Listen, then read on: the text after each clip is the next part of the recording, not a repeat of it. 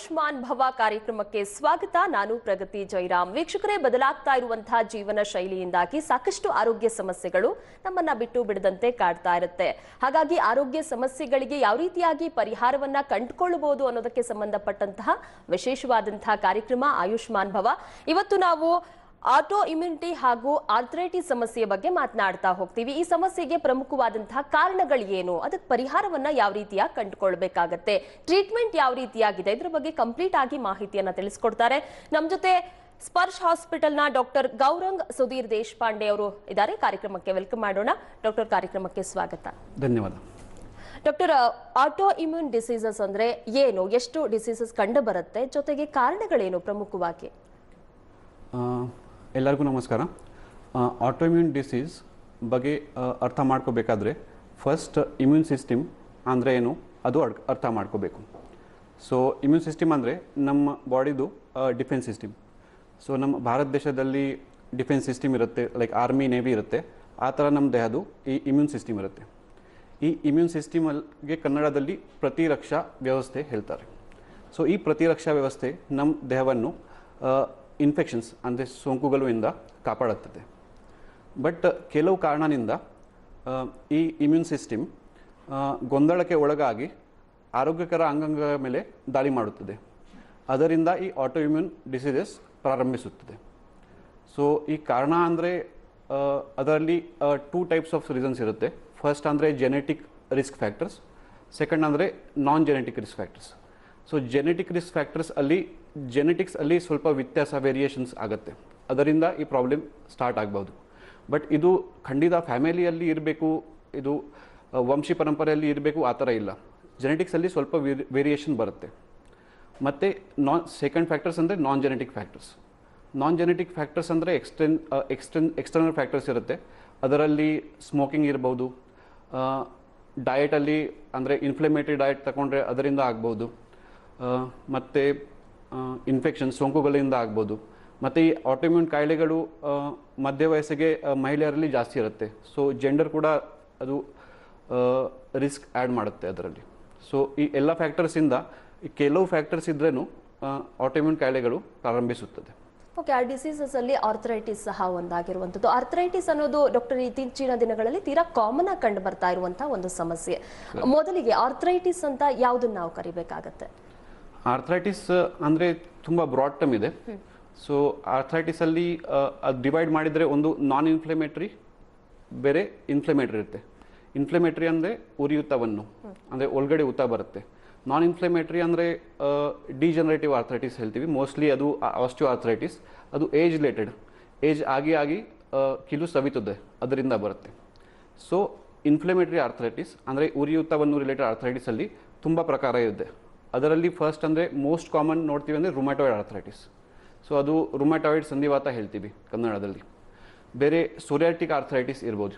Psoriatic arthritis ಅಂದರೆ psoriasis ಒಂದು ಚರ್ಮದ ಸಂಬಂಧಿ ರೋಗ ಇದೆ, ಅದರಿಂದ ಕೂಡ ಆರ್ಥರೈಟಿಸ್ ಬರಬಹುದು. ಅದು ಸೋರಿಯಾಟಿಕ್ ಆರ್ಥರೈಟಿಸ್ ಹೇಳ್ತೀವಿ. ಆಮೇಲೆ ಗೌಟ್ ಅಂತ ಒಂದು ಕಾಯಿಲೆ ಇರುತ್ತೆ. ಅದು ರಕ್ತ ಪ್ರವಾಹದಲ್ಲಿ ಯೂರಿಕ್ ಆ್ಯಸಿಡ್ ಜಾಸ್ತಿ ಬರ್ತಾ ಇದು ಕಾಯಿಲೆ ಡೆವಲಪ್ ಆಗುತ್ತದೆ. ಸೊ ಯೂರಿಕ್ ಆ್ಯಸಿಡ್ ಜಾಯಿಂಟ್ಸಲ್ಲಿ ಡಿಪಾಸಿಟ್ ಆಗುತ್ತೆ, ಅದರಿಂದ ಗೌಟ್ ಕಾಯಿಲೆ ಬರುತ್ತೆ. ಆಮೇಲೆ ಬೇರೆ ಒಂದು ಗಂಡಸರಲ್ಲಿ ಕಾಮನ್ ಒಂದು ಆರ್ಥರೈಟಿಸ್ ಇರುತ್ತೆ. ಅದು ಬೆನ್ನೆ ಸಂಧಿವಾತ ಅಂದರೆ ಅಂಕೈಲೋಸಿಂಗ್ ಸ್ಪಾಂಡಿಲೈಟಿಸ್ ಹೇಳ್ತೀವಿ. ಅದು ಮೋಸ್ಟ್ಲಿ ಸ್ಪೈನ್ಗೆ ಎಫೆಕ್ಟ್ ಮಾಡುತ್ತೆ. ಸೊ ಈ ಥರ ನೂರಾರು ಜಾಸ್ತಿ ಆರ್ಥರೈಟಿಸ್ ವೆರೈಟಿ ಇದೆ ಆ್ಯಕ್ಚುಲಿ. ಡಾಕ್ಟರ್, ನೀವು ಸಾಕಷ್ಟು ಟೈಪ್ಸ್ನ ಹೇಳ್ತಾ ಇದ್ರಿ. ಆರ್ಥರೈಟಿಸ್ ಅಲ್ಲಿ ಹೆಚ್ಚಾಗಿ ಕಂಡು ಬರ್ತಾ ಇರುವಂತಹ ಟೈಪ್ಸ್ ಯಾವುದು ಹಾಗಾದ್ರೆ? Rheumatoid arthritis the most common. ಯಾಕಾಗಿ ಹಾಗಾದ್ರೆ ಅದು ಹೆಚ್ಚಾಗಿ ಕಂಡು ಬರ್ತಾ ಇದೆ? ಮೇನ್ ರೀಸನ್ ಏನು? ಮೇನ್ ರೀಸನ್ ಅಂದರೆ ಲೈಕ್ ದ ರಿಸ್ಕ್ ಫ್ಯಾಕ್ಟರ್ಸ್ ನಾನು ಹೇಳಿದ್ದೀನಲ್ವಾ, ಎಕ್ಸ್ಟರ್ನಲ್ ರಿಸ್ಕ್ ಫ್ಯಾಕ್ಟರ್ಸ್. ಸೊ ಅದರಿಂದ ಈ ಆರ್ಥರೈಟಿಸ್ ಮೋಸ್ಟ್ ಕಾಮನ್. ಅಂದರೆ ಸ್ಮೋಕಿಂಗ್ ಮಾಡಿದರೆ, ಇಲ್ಲಾಂದರೆ ಇನ್ಫೆಕ್ಷನ್ ಸೋಂಕುಗಳಿಂದ, ಇಲ್ಲಾಂದರೆ ಡಯಟ್ ಸರಿಯಾಗಿ ತಗೊಂಡಿಲ್ಲ ಅಂದರೆ ಅದರಿಂದ ಇದು ಆರ್ಥರೈಟಿಸ್ ಮೋರ್ ಕಾಮನ್ ಇದೆ. ಸೊ ಮೋಸ್ಟ್ಲಿ ಪ್ರಿವ್ಯಾಲೆನ್ಸ್ ಈ ಆರ್ಥರೈಟಿಸ್ ತುಂಬ ಜಾಸ್ತಿ ಇದೆ ನಾರ್ಮಲ್ ಪಾಪ್ಯುಲೇಷನಲ್ಲಿ. ಆಟೋ ಇಮ್ಯೂನ್ ಡಿಸೀಸ್ ಬಗ್ಗೆ ಮಾತನಾಡ್ತಾ ಇದ್ರಿ. ಹೇಗೆ ಗೊತ್ತಾಗುತ್ತೆ ಸಮಸ್ಯೆ ಆಗ್ತಾ ಇದೆ ಅಂತ? ಯಾವ ರೀತಿಯಾಗಿ ನಾವು ಐಡೆಂಟಿಫೈ ಮಾಡ್ಬೋದು? ಸೊ ಆಟೋಇಮ್ಯೂನ್ ಕಾಯಿಲೆಗಳು ಬೇರೆ ಬೇರೆ ಲಕ್ಷಣಗಳು ಅದು ಮಾಡುತ್ತದೆ. ಅಂದರೆ ಜ್ವರನೂ ಇರ್ಬೋದು, ಆಯಾಸ, ಆಮೇಲೆ ಮೂಳೆ ನೋವು, ಸಂಧಿ ನೋವು, ಮೈ ಕೈ ನೋವು, ಈ ಥರ ಸಿಂಪ್ಟಮ್ಸ್ ಬರ್ತದೆ. ಇದು ಬಿಟ್ಟರೆ ಚರ್ಮದ ತೊಂದರೆಗಳು, ಬಾಯಿ ಹುಣ್ಣು, ಕೂದಲು ಉದುರುವುದು, ಈ ಥರ ತುಂಬ ಬೇರೆ ಬೇರೆ ಪ್ರಕಾರದ್ದು ಸಿಂಪ್ಟಮ್ಸ್ ಇರುತ್ತೆ. ಕೆಲವು ಕಾಯಿಲೆಗಳು ಆರ್ಗನ್ಸ್ನು ಕೂಡ ಇನ್ವಾಲ್ವ್ ಮಾಡುತ್ತೆ. ಫಾರ್ ಎಕ್ಸಾಂಪಲ್ ಅಂದರೆ ಸಿಸ್ಟಮಿಕ್ ಲ್ಯೂಪಸ್ ಇರಿಥಮೆಟಸ್, ಅಂದರೆ ಲ್ಯೂಪಸ್ ಅಂತ ಹೇಳ್ತೀವಿ. ಅದರಲ್ಲಿ ಕಿಡ್ನಿ, ಬ್ರೈನ್, ಹಾರ್ಟ್ ಕೂಡ ಅಫೆಕ್ಟ್ ಆಗುತ್ತೆ. ಅದಾದಮೇಲೆ ಸ್ಕ್ಲೆರೋಡರ್ಮಾ ಒಂದು ಕಾಯಿಲೆ ಇರುತ್ತೆ. ಅದರಲ್ಲಿ ಚರ್ಮದ ಬಿಗಿತ, ಶ್ವಾಸಕೋಶದ ಮೇಲೆ ಕೂಡ ಊತ ಬರುತ್ತೆ. ಸೊ ಈ ಥರ ಅಂದರೆ ಆರ್ಥ್ರೈಟಿಸ್ ಅಂದರೆ ಒಂದೊಂದು ಕಾಯಿಲೆ ಇಲ್ಲ, ಅದರಲ್ಲಿ ತುಂಬ ಪ್ರಕಾರ ಇರುತ್ತೆ. ಸೊ ಇನ್ಫ್ಲಮೇಷನ್ ಎಲ್ಲಿನೂ ಇರ್ಬೋದು, ಅಂದರೆ ಯಾವ ಆರ್ಗನಲ್ಲಿನೂ ಕೂಡ ಇರ್ಬೋದು. ಕೆಲವಲ್ಲಿ ಕಣ್ಣಲ್ಲಿ ಇನ್ಫ್ಲಮೇಷನ್ ಬರುತ್ತೆ, ಸ್ಕ್ಲೆರೈಟಿಸ್ ಅಂತ ಹೇಳ್ತೀವಿ. ಆರ್ ಇದು ಕಣ್ಣದಲ್ಲಿ, ಬಾಯಿಯಲ್ಲಿ ಸಿಕ್ರೆಷನ್ಸ್ ಕಡಿಮೆ ಆಗುತ್ತೆ, ಡ್ರೈನೆಸ್ ಬರುತ್ತೆ. ಸೊ ಈ ಎಲ್ಲ ಪೂರ್ತಿಗ ಡೀಟೇಲ್ಸ್ ತಗೋಬೇಕು. ಆಮೇಲೆ ಯಾವ ಪ್ರಕಾರದ್ದು ಆರ್ಥ್ರೈಟಿಸ್ ಇದೆ ಅದು ಗೊತ್ತಾಗುತ್ತೆ. ಆಸ್ಟಿಯೋ ಆರ್ಥ್ರೈಟಿಸ್ ಅನ್ನೋದು ಫಿಮೇಲಲ್ಲಿ ಹೆಚ್ಚಾಗಿ ಕಂಡು ಬರುತ್ತೆ ಡಾಕ್ಟರ್ ಹಾಗಾದ್ರೆ? ಹೌದು, osteo arthritis also more common in female. But ಅಂದರೆ ರುಮಟಾಯ್ಡ್ ಆರ್ಥ್ರೈಟಿಸ್ ಕಂಪೇರ್ ಮಾಡಿದರೆ ಫಿಮೇಲಲ್ಲಿ 3:1 ರೇಷೋ ಇರುತ್ತೆ. ಅಂದರೆ 3 times more common in female. But osteo arthritis ಅಲ್ಲಿ ಸ್ವಲ್ಪ 2:1, 1.5 to 2:1. ಬಟ್ ಆಸ್ಟಿಯೋ ಆರ್ಥ್ರೈಟಿಸ್ ಅಂದರೆ ಇದು ನಾನ್ ಇನ್ಫ್ಲಮೇಟರಿ ಆರ್ಥ್ರೈಟಿಸ್, ಅಂದರೆ ಇದು ಕೀಲು ಸವಿತದೆ. ಅಂದರೆ ವಯೋವೃದ್ಧಿ, ಗಾಯಗಳಿಂದ, ಅಧಿಕ ತೂಕ, ಈ ಥರ ಫ್ಯಾಕ್ಟರ್ಸಿಂದ ಆಸ್ಟಿಯೋ ಆರ್ಥ್ರೈಟಿಸ್ ಜಾಸ್ತಿ ಬರುತ್ತೆ. ಇದು ಆ್ಯಕ್ಚುಯಲ್ ಇನ್ಫ್ಲಮೇಟರಿ ಟೈಪ್, ಅಂದರೆ ಉರಿಯೂತ ಟೈಪ್ ಸಂಧಿವಾತ ಇಲ್ಲ, ಅದು ಏಜ್ ರಿಲೇಟೆಡ್ ಸಂಧಿವಾತ. ಡಾಕ್ಟರ್, ಈಗ ಬ್ಯುಸಿ ಶೆಡ್ಯೂಲಲ್ಲಿ ಆಸ್ಟಿಯೋ ಆರ್ಥ್ರೈಟಿಸ್ ಇರುತ್ತೆ ಸಾಕಷ್ಟು ಮಹಿಳೆಯರಿಗೆ, ಫಿಮೇಲ್ಸಲ್ಲಿ, ಆದರೆ ತುಂಬ ನೆಗ್ಲೆಕ್ಟ್ ಮಾಡ್ತಾ ಹೋಗ್ತಾರೆ. ಆದರೆ ಯಾವ ಟೈಮಲ್ಲಿ ಡಾಕ್ಟರ್ನ ಕನ್ಸಲ್ಟ್ ಮಾಡಲೇಬೇಕು? ಕನ್ಸಲ್ಟ್ ಮಾಡಲೇಬೇಕು. ಅಂದರೆ ಭಾಳ ಮಿಸ್ಕನ್ಸೆಪ್ಷನ್ಸ್ ಇದೆ ಮೈಂಡಲ್ಲಿ ರಿಗಾರ್ಡಿಂಗ್ ಆರ್ಥ್ರೈಟಿಸ್. ಅಂದರೆ ಟ್ರೀಟ್ಮೆಂಟ್ ತಗೊಂಡ್ರೆ ಕಿಡ್ನಿ ಹಾಳಾಗುತ್ತೆ, ಲಿವರಲ್ಲಿ ಇಫೆಕ್ಟ್ ಆಗುತ್ತೆ, ಈ ಥರ ತುಂಬ ಮಿಸ್ಕನ್ಸೆಪ್ಷನ್ಸ್ ಇರುತ್ತೆ ಪೇಷಂಟ್ಸ್ಗೆ, ರೋಗಗಳಿಗೆ ಮೈಂಡಲ್ಲಿ. ಸೊ ಅದು ಫಸ್ಟ್ ನಾವು ಕ್ಲಿಯರ್ ಮಾಡಬೇಕು. ಆಸ್ಟಿಯೋ ಆರ್ಥ್ರೈಟಿಸ್ ಅಂದರೆ ಬೇರೆ ಬೇರೆ ಸ್ಟೇಜಸ್ ಇರುತ್ತೆ, ಫ್ರಮ್ 1 to 4. ಸೊ ಇನಿಷಿಯಲ್ ಸ್ಟೇಜಲ್ಲಿ ಡಾಕ್ಟರ್ ಹತ್ರ ಬಂದರೆ ಕರೆಕ್ಟ್ ಡಯಾಗ್ನೋಸಿಸ್ ಮಾಡಿದರೆ, ಕರೆಕ್ಟ್ ಟ್ರೀಟ್ಮೆಂಟ್ ತಗೊಂಡ್ರೆ ಆ ಸ್ಟೇಜಸ್ ಪ್ರೋಗ್ರೆಸ್ ಕಡಿಮೆ ಆಗುತ್ತೆ. ಬಟ್ ಲೇಟ್ ಸ್ಟೇಜಲ್ಲಿ ಬಂದರೆ ಸರ್ಜರಿ ಅದೇ ಒಂದೇ ಆಪ್ಷನ್ ಇರುತ್ತೆ.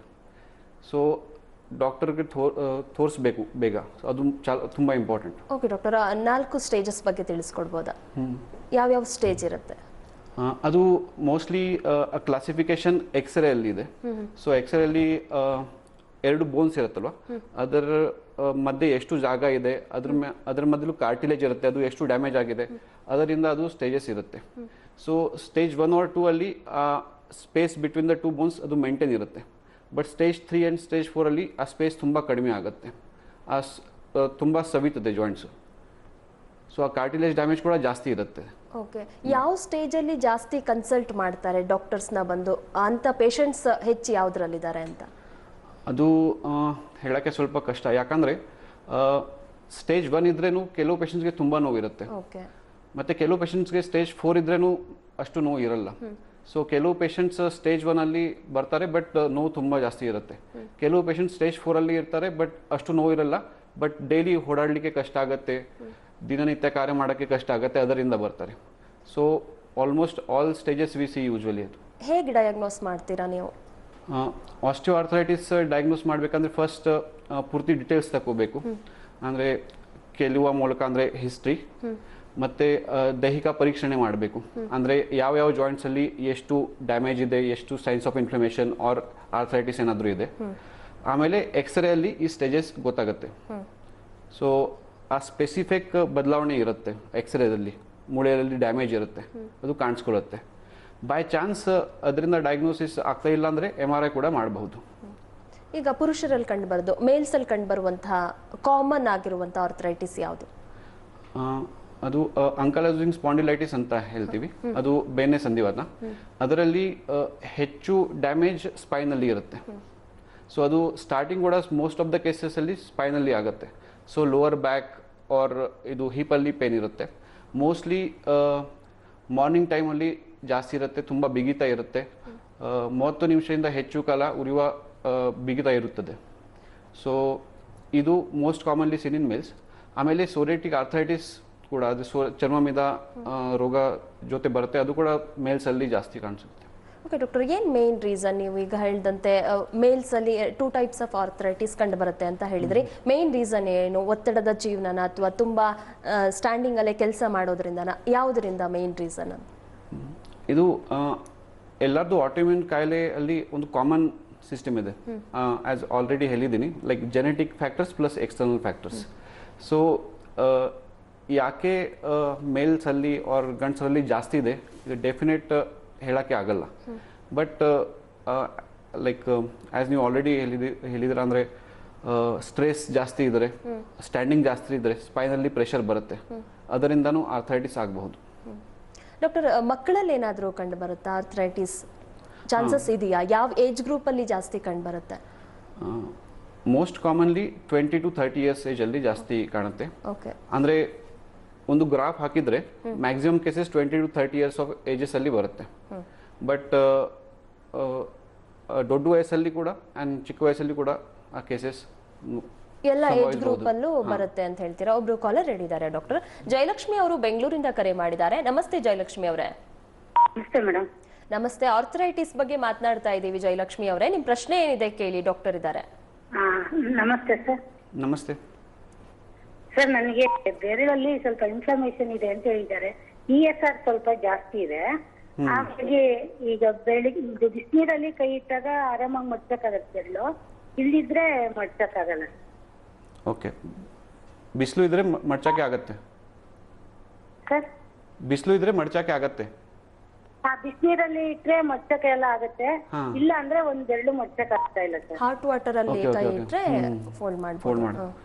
So it can be arthritis, ಸಂಧಿವಾತ ಇರ್ಬೋದು.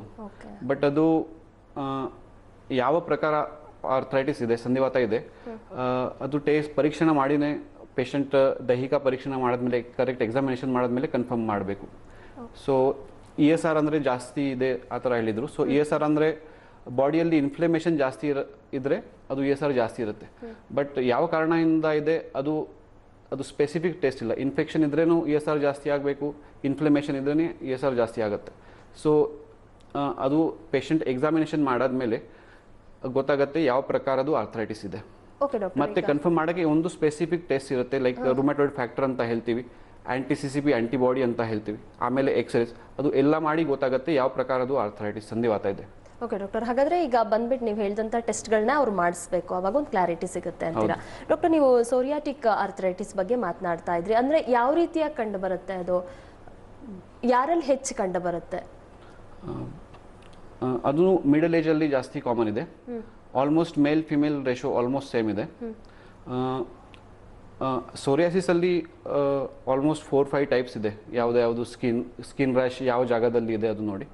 ಸೊ ಯಾವುದರಲ್ಲಿ plaque psoriasis or palmar psoriasis, ಅದರಲ್ಲಿ ಆರ್ಥರೈಟಿಸ್ ಜಾಸ್ತಿ ಕಾಣುತ್ತೆ. ಅದರಲ್ಲಿ ನೇಲ್ ಚೇಂಜಸ್ ಕೂಡ ಇರ್ಬೋದು. ಆಮೇಲೆ ಜಾಯಿಂಟ್ ಇನ್ವಾಲ್ವ್ಮೆಂಟ್ ಪ್ಯಾಟರ್ನ್ ಬೇರೆ ಇರುತ್ತೆ. ರುಮಟೋಯ್ಡ್ ಆರ್ಥರೈಟಿಸ್ ಅಲ್ಲಿ ಇದು ಬೆರಳುಗಳ ಮಧ್ಯೆ ಇರುವ ಕೀಲದಲ್ಲಿ ಎಫೆಕ್ಟ್ ಆಗುತ್ತೆ ಇಲ್ಲಿ. ಬಟ್ ಸೊರೈಟಿಕ್ ಆರ್ಥರೈಟಿಸ್ ಅಲ್ಲಿ ಇದು ಲಾಸ್ಟ್ ಜಾಯಿಂಟ್ ಎಫೆಕ್ಟ್ ಆಗುತ್ತೆ, ಇದು ಜಾಸ್ತಿ ಕಾಮನ್ ಇದೆ. ಸೊ ಯಾವ ಜಾಯಿಂಟ್ ಎಫೆಕ್ಟ್ ಆಗಿದೆ ಅದು ನೋಡಿ ಕೂಡ ಡಿಸೈಡ್ ಮಾಡಬೇಕು. ಓಕೆ ಡಾಕ್ಟರ್, ಮತ್ತೊಬ್ರು ಕಾಲರ್ ರೆಡಿ ಇದ್ದಾರೆ. ಸುಗುಣ ಅವರು ಕನಕಪುರದಿಂದ ಕರೆ ಮಾಡಿದ್ದಾರೆ. ನಮಸ್ತೆ ಸುಗುಣ ಅವರೇ. ನಮಸ್ತೆ ಮೇಡಮ್. ನಮಸ್ತೆ ಅಮ್ಮ, ಡಾಕ್ಟರ್ ಇದ್ದಾರೆ, ಮಾತನಾಡಿ, ನಿಮ್ ಪ್ರಶ್ನೆ ಏನಿದೆ ಕೇಳಿ. ನಮಸ್ತೆ ಸರ್. ನಮಸ್ತೆ ಸರ್, ನಂದು 20 ಇಯರ್ಸ್ ಇಂದ ಆರ್ಥರೈಟಿಸ್. ಹೌದು. ನಾನು ಪೇಷಂಟು ತುಂಬಾ. ಇವಾಗ ನಂಗೆ ವಾಕಬಲ್ ಕಷ್ಟ ಆಗ್ತಿದೆ. ನಾನು HCKS ಮತ್ತೆ ಕ್ಯಾಲ್ಸಿಯಮ್ ಎಲ್ಲ ತಗೋತಾ ಇದ್ದೀನಿ. ಅದೇ ವಾರಕ್ಕೆ ಒಂದ್ ಕೊಡ್ತಾರಲ್ಲ ಸರ್, ವಾರಕ್ಕೆ ಒಂದ್ಸರಿ ತಗೋತೀವಲ್ಲ, ಆ ಮಾತ್ರೆ ತಗೊಳಕ್ ಆಗಲ್ಲ ನಂಗೆ. ಅದ್ ತಗೊಂಡ್ರೆ BP ಜಾಸ್ತಿ ಆಗಿ ಬ್ಲಡ್ ಲಾಸ್ ಆಗುತ್ತೆ, ತಗೋತಾ ಇಲ್ಲ. ಅದಕ್ಕೆ ನಂಗೆ ನಡಿಯಕ್ಕೆ ಆಗ್ತಿಲ್ಲ, ಕೊಳಕ್ ಆಗ್ತಿಲ್ಲ, ತುಂಬಾ ಪೇಯ್ನು. ಅಂದ್ರೆ ಇದಿದೆ ನಂಗೆ uric acid. Okay, uric acid ಜಾಸ್ತಿ ಇದೆ. ಸರ್, ಅದು ನಾನು ಇವಾಗ ರೀಸೆಂಟ್ ಆಗಿ ಬ್ಲಡ್ ಟೆಸ್ಟ್ ಮಾಡಿಸಿಲ್ಲ, ಈಗ ಮಾಡಿಸ್ಬಿಟ್ಟು ನಾನು ಅಪಾಯಿಂಟ್ಮೆಂಟ್ ತಗೊಂಡಿದ್ದೀನಿ ನಿಮ್ದು.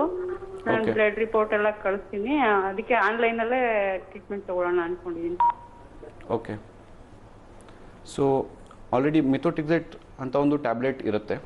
ಅದು ರುಮಟಾಯ್ಡ್ ಆರ್ಥರೈಟಿಸ್ದು ಪ್ರೈಮರಿ ಟ್ರೀಟ್ಮೆಂಟ್, ಮುಖ್ಯವಾಗಿ ಟ್ರೀಟ್ಮೆಂಟ್ ಅದು ಇರುತ್ತೆ.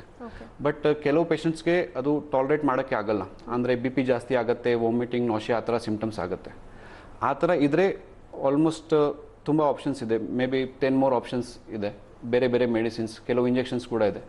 ಬಟ್ ಅದು ಸ್ಟಾರ್ಟ್ ಮಾಡೋಕ್ಕೆ ಮುಂಚೆ ಫಸ್ಟ್ ಡಿಸೀಸ್ ಎಷ್ಟು ಆ್ಯಕ್ಟಿವ್ ಡಿಸೀಸ್ ಎಷ್ಟು ಇದೆ ಮತ್ತು ಎಷ್ಟು ಹಾಳಾಗುವ ಡಿಸೀಸ್, ಅಂದರೆ ಡ್ಯಾಮೇಜ್ ಆಗಿದೆ, ಎಷ್ಟು ಸವಿದಿದೆ ಅದು ನೋಡಿ ಡಿಸೈಡ್ ಮಾಡಬೇಕು. ಸೊ ಡಿಸೀಸ್ ಆ್ಯಕ್ಟಿವ್ ಜಾಸ್ತಿ ಇದ್ದರೆ ಇದು ಮಿಥೋಟ್ರಿಕ್ಸೈಡ್ ಟಾಲರೇಟ್ ಆಗ್ತಾ ಇಲ್ಲ, ಸೊ ಬೇರೆ ಮೆಡಿಸಿನ್ಸ್ ಆಪ್ಷನ್ ಇದೆ, ಅದು ಸ್ಟಾರ್ಟ್ ಮಾಡಬಹುದು. ಓಕೆ ಡಾಕ್ಟರ್, ಯಾವ ರೀತಿಯಾದಂತಹ ಟ್ರೀಟ್ಮೆಂಟ್ ಇದೆ ಅನ್ನೋದ್ರ ಬಗ್ಗೆ ಮಾಹಿತಿಯನ್ನ ಕೇಳಿ ಪಡೆದುಕೊಳ್ತೀನಿ. ವೀಕ್ಷಕರೇ, ಆಯುಷ್ಮಾನ್ ಭವ ಕಾರ್ಯಕ್ರಮ ಮುಂದುವರಿಯುತ್ತೆ ಸ್ಮಾಲ್ ಬ್ರೇಕ್ನ ನಂತರ.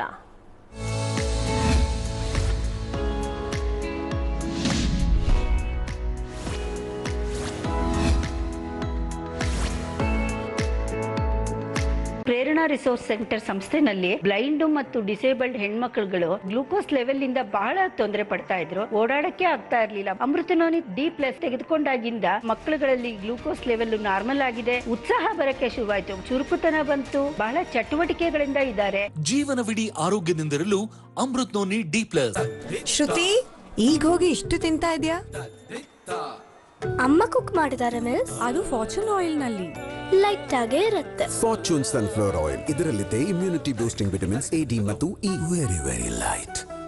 ಟರ್ಬೋ ಸ್ಟೀಲ್ LRF ಟೆಕ್ನಾಲಜಿಯಿಂದ ತಯಾರಿಸಿರುವ ಏಕೈಕ LPS TMT ಬಾರ್. ಇದು ನಿಮ್ಮ ಮನೆಯ ದೃಢತೆಯ ವಿಚಾರ, ಸ್ವಲ್ಪ ಯೋಚನೆ ಮಾಡಿ. ಮಲಬದ್ಧತೆ ಕಾಯಿಲೆ ಹೊತ್ತು ತರಬಹುದು, ಅದಕ್ಕೆ ಅದರ ಬೀಗ ತೆರೀರಿ. ಪ್ರತಿ ರಾತ್ರಿ ಸಾಫ್ಟ್ವ್ಯಾಕ್ ನೊಂದಿಗೆ 100% ಆಯುರ್ವೇದಿಕ್ ಹೈ ಫೈಬರ್ ಫಾರ್ಮುಲಾ ಸಾಫ್ಟ್ವ್ಯಾಕ್ ಹಗುರಾಗಿ ಆರಾಮವಾಗಿ ಜೀವಿಸಿರಿ. ನೀವು ಗಿರ್ವಿ ಇಟ್ಟಿರೋ ಚಿನ್ನಕ್ಕೆ ನಾವು ಬಡ್ಡಿ ಕಟ್ತೀವಿ. ಹಿಂದೆ ಬೆನಕಾ ಗೋಲ್ಡ್ ಕಂಪನಿಗೆ ಕರೆ ಮಾಡಿ. ನಿಮ್ಮ ಚಿನ್ನಕ್ಕೆ ಬೆಸ್ಟ್ ಪ್ರೈಸ್ ಕೊಡೋದಲ್ಲದೆ EMI ಪೇಮೆಂಟ್ ಮುಖಾಂತರ ನೀವು ನಿಮ್ಮ ಚಿನ್ನನ ವಾಪಸ್ ಪಡಿಬಹುದು. Call Benaka gold company 6366111199. ಜೀವನ ಅನ್ನೋದು ಚದುರಂಗ ಇದ್ದ ಹಾಗೆ. ಕೊಡಚಾದ್ರಿ ಚಿಟ್ ಫಂಡ್ಸ್ ಇರುವಾಗ ಗೆದ್ದವನಿಗೆ ಸೋಲೋ ಭಯ ಇರೋದಿಲ್ಲ, ಸೋತವನಿಗೆ ಗೆಲ್ಲೋ ಕಷ್ಟನೂ ಇರೋದಿಲ್ಲ. Kodachadri chit funds number 1 chit fund. Bond of trust.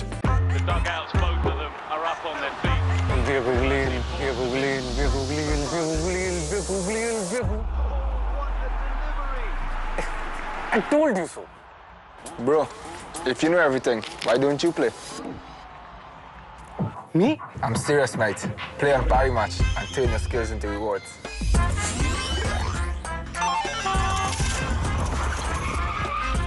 Fastest withdrawals. Parry Match. Play now. ತುಂಬಾ ಹಾರ್ಡ್ ವರ್ಕ್ ಮಾಡ್ತೀಯಾ, ನಂತರ ಸ್ಮಾರ್ಟ್ ವರ್ಕ್ ಮಾಡು. ಯಾಕೆ ಲಾಟ್ರಿ ತಾಗಿದ್ಯಾ? ಲಾಟ್ರಿನೇ ಅನ್ಕೋ. ಶೇರ್ ಮಾರ್ಕೆಟ್ ನ ಒಂದು ಸಖತ್ ಸ್ಕೀಮ್ ನಲ್ಲಿ ಇನ್ವೆಸ್ಟ್ ಮಾಡ್ತಿದ್ದೀನಿ. ಗ್ಯಾರಂಟಿಡ್ ಹೈ ರಿಟರ್ನ್ಸ್ ಬರುತ್ತವೆ.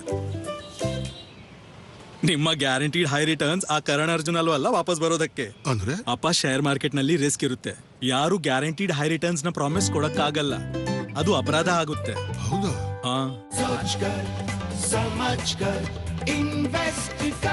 ಡ್ಯಾಡಿ, ಇದು ನಾರ್ಮಲ್ ಪಂಚೆ ಅಲ್ಲ, ಉದಯಂ ಪಿಕ್ಸೆಲ್ ಡಬಲ್ ಸ್ಟೈಲ್ ಪಂಚೆ. ಒಂದೇ ಪಂಚೆಲಿ 2 ಡಿಸೈನ್ಸ್, ಹೀಗೆ ಹಾಗೆ ಬದಲಾಯಿಸಿ ಕಟ್ಕೋಬಹುದು. ಒಂದೇ ಪಂಚೆಯಲ್ಲಿ 2 designs. Udayam pixel double side dhotis with matching shirts.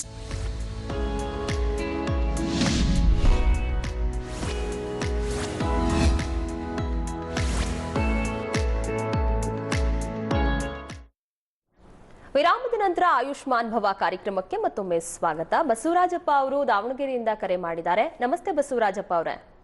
ನಮಸ್ತೆ ಮೇಡಮ್ ಅವರೇ. ನಮಸ್ತೆ, ಡಾಕ್ಟರ್ ಇದ್ದಾರೆ, ನಿಮ್ ಪ್ರಶ್ನೆ ಏನಿದೆ ಕೇಳಿ. ಮೇಡಮ್ ಅವರೇ, ನಮಗೆ ಭುಜದಿಂದ 2 ಕೈಗಳು ಬೆರಳು ತನಕನು ನೋವು ಬರ್ತಾವ ಮೇಡಮ್ ಅವರೇ. ನಮಸ್ತೆ ಮೇಡಮ್ ಅವರೇ. ಹೇಳಿ, ಡಾಕ್ಟರ್ ಇದ್ದಾರೆ, ಡಾಕ್ಟರ್ ಜೊತೆ ಮಾತಾಡಿ. Hello sir. ಹಲೋ. ನಮ್ಮ ಭುಜದಿಂದ 2 ಕೈಗಳು ಬೆರಳುಗಳು ಬಹಳ ನೋವು ಬರ್ತದೆ ಸರ್. ಓಕೆ, ಯಾವಾಗಿಂದ ಇದೆ ಸರ್? ಯಾವಾಗಿಂದ ಇದೆ ಸರ್? ಈಗ ಸುಮಾರು ಒಂದು 6 ತಿಂಗಳ ಮೇಲೆ ಆಯ್ತು ಸರ್. Okay okay. ಬಿಳಿಗೆ ಬಿಗಿತಾ ಇರುತ್ತೆ, ನೋವು ಬರ್ತದೆ ಸರ್. Okay okay. ಒಂದು 6 ತಿಂಗಳಾಯ್ತು ಸರ್. ಓಕೆ, 6 ತಿಂಗಳಾಯ್ತು. ಏಜ್ ಎಷ್ಟು ನಿಮ್ಮದು? 57 ಸರ್. Okay okay okay. ನೋವು ಅಂದ್ರೆ ನೋವು ಸರ್, ಓಡಾಡಕ್ಕಾಗಲ್ಲ, ಆಮೇಲೆ ಕೆಲಸ ಮಾಡಕ್ಕಾಗಲ್ಲ, ಪಾದಗಳು ನೋವು ಬರ್ತದೆ ಸರ್. ಇದು ಸಂಧಿವಾತ ಇರಬಹುದು. ಓಕೆ ಡಾಕ್ಟರ್, ಹೇಳಿ ಏನು ಮಾಡಬೇಕಾಗಾದ್ರೆ ಅವರು?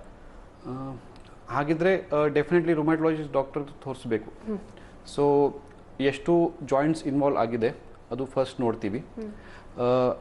ಮತ್ತು ಅದು ಆಲ್ರೆಡಿ ಹೇಳಿದ್ದೀನಿ, ಆರ್ಥ್ರೈಟಿಸ್ ಬಗ್ಗೆ ಸ್ಪೆಸಿಫಿಕ್ ಸಿಮ್ಟಮ್ಸ್ ಅಂದರೆ ಬೇಲಿಗೆ ಬಿಗಿತ ಇದೆ ಇಲ್ವಾ, ಮತ್ತು ಬೇರೆ ರ್ಯಾಷಸ್, ಬೇರೆ ಬೈಯಲ್ಲಿ ಏನಾದರೂ ಪ್ರಾಬ್ಲಮ್, ಕೂದಲು ಪ್ರಾಬ್ಲಮ್, ಅದು ಎಲ್ಲ ನೋಡ್ತೀವಿ. ಅದು ಆರೆ ಇರ್ಬೋದು ಅಂತ ಇದ್ದರೆ ಕೆಲವು ಟೆಸ್ಟ್ ಮಾಡ್ತೀನಿ. ಆರೆ ಇದ್ದರೆ ಆ ಸ್ಪೆಸಿಫಿಕ್ ಟ್ರೀಟ್ಮೆಂಟ್ ಕೊಡಬೇಕು. ಇಲ್ಲಾಂದರೆ osteoarthritis 50 years of age ಇದ್ದರೆ osteoarthritis also is a possibility. So osteoarthritis ಇದ್ದರೆ mainly physiotherapy, exercise is the main. ಜೀವನ ಶೈಲಿ ಬದಲಾವಣೆ ಅಂದರೆ ಸಂತುಲಿತ ಆಹಾರ, ಪೂರಕ ನಿದ್ರಾ, ನಿಯಮಿತ ವ್ಯಾಯಾಮ, ಇದು most important factor rather then medical therapy. So ಯಾವುದು ಪ್ರಕಾರ ಇದೆ ಅದು ನೋಡಿ ಟ್ರೀಟ್ಮೆಂಟ್ ಡಿಸೈಡ್ ಮಾಡಬೇಕು. ಡಾಕ್ಟರ್, ಈಗ ಪೇಯ್ನ್ ಬಂದ ತಕ್ಷಣ ಎಲ್ಲರೂ ಪೇಯ್ನ್ ಕಿಲ್ಲರ್ ಯೂಸ್ ಮಾಡ್ತಾರೆ, ಸ್ಪ್ರೇ ಆಗಿರ್ಬೋದು, ಟ್ಯಾಬ್ಲೆಟ್ ಆಗಿರ್ಬೋದು, ಎಷ್ಟು ಡೇಂಜರಸ್ ಆಗಿರುತ್ತೆ ಹಾಗಾದರೆ ಅಂತ? ಒಂದೊಂದು ಸತಿ ಮಾಡಿದರೆ ಅಷ್ಟು ಡೇಂಜರ್ಸ್ ಇಲ್ಲ, ಬಟ್ ಕಂಟಿನ್ಯೂ ಕೆಲವು ತಿಂಗಳಿಂದ ಮಾಡಿದರೆ ಕಿಡ್ನಿಯಲ್ಲಿ ಹಾನಿ ಬೀರುತ್ತದೆ ಅದರಿಂದ. ಮತ್ತು ಒಳಗಡೆ ಜಾಯಿಂಟ್ ಡ್ಯಾಮೇಜ್ ಇದ್ದರೆ ಅದು ಕೂಡ ಪ್ರೋಗ್ರೆಸ್ ಆಗುತ್ತದೆ.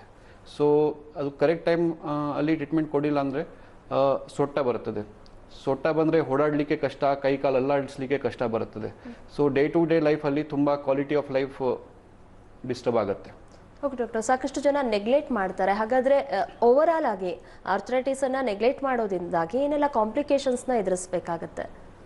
ಸೊ ಕಾಂಪ್ಲಿಕೇಶನ್ಸ್ ಆಫ್ ಆರ್ಥ್ರೈಟಿಸ್ ಅಂದರೆ ಫಸ್ಟ್ ಅದು ಸೊಟ್ಟ ಆಗ್ಬೋದು, ಅದರಿಂದ ಕೈ ಕಾಲು ಎಲ್ಲ ಡ್ಯಾಮೇಜ್ ಆಗುತ್ತೆ. ಸೊ ಡೇ ಟು ಡೇ ಲೈಫಲ್ಲಿ ಅಲ್ಲಾಡಿಸ್ಲಿಕ್ಕೆ ಕಷ್ಟ ಆಗುತ್ತೆ. ಅದು most important side effect. Second ಅಂದರೆ ಅದು ಬೇರೆ ಆರ್ಗನ್ಸ್ ಇನ್ವಾಲ್ವ್ ಮಾಡ್ತಾರೆ ಕೆಲವು ಆರ್ಥ್ರೈಟಿಸಲ್ಲಿ. ಸೊ ರುಮಟೋಯ್ಡ್ ಆರ್ಥ್ರೈಟಿಸಲ್ಲಿ ಶ್ವಾಸಕೋಶ ಮೇಲೆ ಊತ ಬರುತ್ತೆ, ಅದು ಇಂಟರ್ಸ್ಟಿಷಿಯಲ್ ಲಂಗ್ ಡಿಸೀಸ್ ಅಂತ ಹೇಳ್ತೀವಿ. ಅದರಲ್ಲಿ ಉಸಿರಾಡಿಕೆ ಕಷ್ಟ ಆಗುತ್ತೆ. ಅದು ಪ್ರೋಗ್ರೆಸ್ ಆದರೆ ತುಂಬ ಸೀರಿಯಸ್ ಕೂಡ ಆಗಬಹುದು. ಆಮೇಲೆ ಕಣ್ಣಲ್ಲಿ ಇನ್ಫ್ಲಮೇಷನ್ ಬರುತ್ತೆ, ಸ್ಕ್ಲೆರೈಟಿಸ್ ಅಂತ ಹೇಳ್ತೀವಿ. ಆಮೇಲೆ ವ್ಯಾಸ್ಕ್ಯುಲೈಟಿಸ್ ಅಂತ ಒಂದು ಇರುತ್ತೆ, ಅದರಲ್ಲಿ ಬ್ಲಡ್ ಸಪ್ಲೈ ಅಲ್ಲಿ ಪ್ರಾಬ್ಲಮ್ ಆಗುತ್ತೆ. ಸೊ ಈ ಥರ ನೆಗ್ಲೆಕ್ಟ್ ಮಾಡಿದರೆ ಆರ್ಥ್ರೈಟಿಸ್ ಅಂದರೆ ಜಾಯಿಂಟ್ ಪ್ರಾಬ್ಲಮ್ ಸೀರಿಯಸ್ ಆಗುತ್ತೆ, ಪ್ಲಸ್ ಬೇರೆ ಪ್ರಾಬ್ಲಮ್ ಕೂಡ ಆಗ್ಬೋದು. ಓಕೆ ಡಾಕ್ಟರ್, ಈ ಬಗ್ಗೆ ಮತ್ತಷ್ಟು ಮಾಹಿತಿಯನ್ನು ಕೇಳಿ ಪಡೆದುಕೊಳ್ತೀನಿ. ವೀಕ್ಷಕ, ಸ್ಮಾಲ್ ಬ್ರೇಕ್ನ ನಂತರ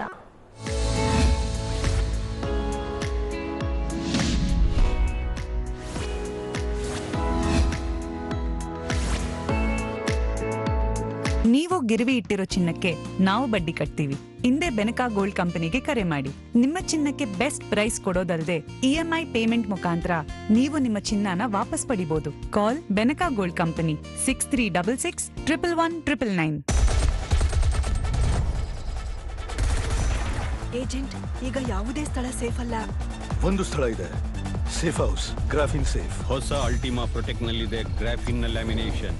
ಚಡಿಮಳೆ, ಧೂಳು ಮತ್ತು ಬಿಸಿಲಿನಿಂದ ಸಖತ್ ಸುರಕ್ಷೆ. Asian Paints Ultima protect. ನಿಮ್ಮ ಸ್ವಂತ ಉದ್ಯಮಕ್ಕಾಗಿ ಈ ಮಸಲ್ ಅಲ್ಲ, ಫೈನಾನ್ಷಿಯಲ್ ಮಸಲ್ ಬೇಕು. ಜೀವನವನ್ನ ಒಂದು ಶೇಪ್ಗೆ ತರುವ perfect plan. Canara HSBC life insurance savings plan. Canara HSBC life insurance, promises ಕಾ ಪಾರ್ಟ್ನರ್. ಬ್ರಷ್ ಮಾಡುವಾಗ ರಕ್ತ ಬರುವುದು, ತಿನ್ನುವಾಗ ವಸಡುಗಳಲ್ಲಿ ತೊಂದರೆ, ಉಸಿರಿನ ದುರ್ವಾಸನೆ. ಒಸಡಿನ ಸಮಸ್ಯೆಗಳ 3 ಲಕ್ಷಣಗಳ ಕಾರಣ ಪ್ಲಾಕ್ ಬ್ಯಾಕ್ಟೀರಿಯಾ ಆಗಿರಬಹುದು. ಆಯ್ದುಕೊಳ್ಳಿ ಪ್ಯಾರಡಾಂಟಾಕ್ಸ್ ಟೂತ್ ಪೇಸ್ಟ್. ಇದು ಪ್ಲಾಕ್ ಬ್ಯಾಕ್ಟೀರಿಯಾವನ್ನು ತೊಲಗಿಸಲು 4 ಪಟ್ಟು ಪ್ರಭಾವಶಾಲಿ. ಪ್ಯಾರಡಾಂಟಾಕ್ಸ್, ದ ಗಮ್ ಎಕ್ಸ್ಪರ್ಟ್ಸ್.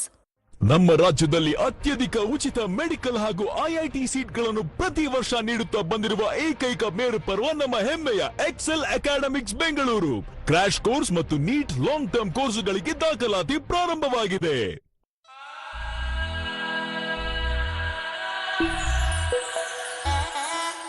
ಈ ಕರಿಮಣಿ ಸರದ ನಂಬಿಕೆಯಂತೆ ನಿಮ್ಮ ವಿವಾಹದ ಸಂಬಂಧ ಪ್ರತಿದಿನವೂ ಬಲಿಷ್ಠವಾಗಲಿ. ರೆಸ್ಪಾನ್ಸಿಬಲ್ ಜ್ಯುವೆಲರ್ ಆಗಿ ಮಲಬಾರ್ನಲ್ಲಿ ನಮಗೆ ಪ್ರತಿ ಶುಭ ದಿನವೂ ಅಮೂಲ್ಯ. ಈ ಕ್ಷಣದ ನೆನಪನ್ನು ಸ್ಮರಣೀಯವಾಗಿಸಲು ಮತ್ತು ನಮ್ಮ ಸಂಸ್ಕೃತಿಯ ಭಾಗವಾಗಲು ನಾವು ಚಿನ್ನ ಆಭರಣಗಳನ್ನು ತಯಾರಿಸುತ್ತೇವೆ. ನಮ್ಮ ಸುವರ್ಣ ಸಂಸ್ಕೃತಿ, ನಮ್ಮ Malabar.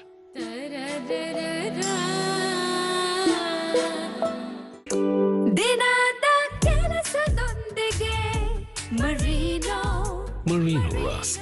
Taste to remember forever. Shweta ದೊಡ್ಡ ಜರ್ನಲಿಸ್ಟ್ ಆಗಿದ್ರು ಕೂಡ ಸಂಪ್ರದಾಯದ ವಿಷಯದಲ್ಲಿ ನನ್ಗಿಂತ ಒಂದು ಪಟ್ಟು ಹೆಚ್ಚೆ. ಶ್ವೇತನ ನಾನು ಮೀಟ್ ಮಾಡಿದ್ದು ಲಿಂಗಾಯತ್ ಮ್ಯಾಟ್ರಿಮೋನಿಲೇ. Lingayat matrimony from matrimony.com group. ಪ್ರಾರ್ಥನೆ ಕಾಣಿಸೋಲ್ಲ, ಆದ್ರೆ ಅದರ ಪ್ರಭಾವ ದೂರದವರೆಗೆ ತಲುಪುತ್ತೆ. Z Black 3-in-1 ಪ್ರೀಮಿಯಂ ಅಗರಬತ್ತಿ. ಪ್ರಾರ್ಥನೆ ಖಂಡಿತ ತಲುಪುತ್ತೆ.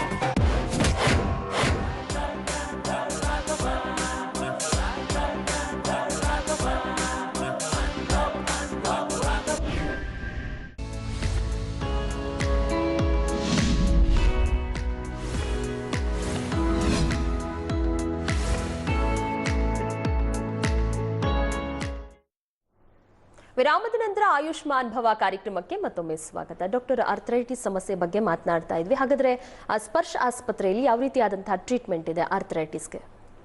ಸ್ಪರ್ಶ್ ಹಾಸ್ಪಿಟಲಲ್ಲಿ ಆರ್ಥರೈಟಿಸ್ಗೆ all the treatment options available ಇದೆ. ಸೊ ಆರ್ಥರೈಟಿಸ್ ಟ್ರೀಟ್ಮೆಂಟ್ ಮಾಡ್ಕೋಬೇಕಾದ್ರೆ ಫಸ್ಟ್ ಅದರಲ್ಲಿ ಏಮ್ ಆಫ್ ದ ಟ್ರೀಟ್ಮೆಂಟ್ ಅಂದರೆ ಗೋಲ್ಸ್ ಆಫ್ ದ ಟ್ರೀಟ್ಮೆಂಟ್ ಇರುತ್ತೆ.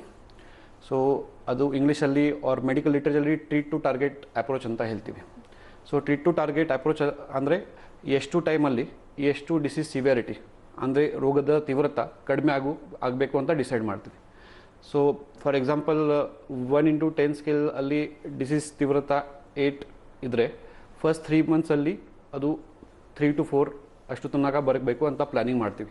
ಮತ್ತು ನೆಕ್ಸ್ಟ್ 3 ಮಂತ್ಸಲ್ಲಿ ಇನ್ನು 0 to 2 ಅಲ್ಲಿ ಇರಬೇಕು ಅಂತ ಪ್ಲ್ಯಾನ್ ಮಾಡ್ತೀವಿ. ಸೊ ಅಷ್ಟು ಟೈಮಲ್ಲಿ ಅಷ್ಟು ಡಿಸೀಸ್ ಕಡಿಮೆ ಆಗಬೇಕು, ಸಿವಿಯಾರಿಟಿ ಕಡಿಮೆ ಆಗಬೇಕು, ತೀವ್ರತೆ ಕಡಿಮೆ ಆಗಬೇಕು ಅಂತ ಪ್ಲ್ಯಾನ್ ಮಾಡ್ತೀವಿ.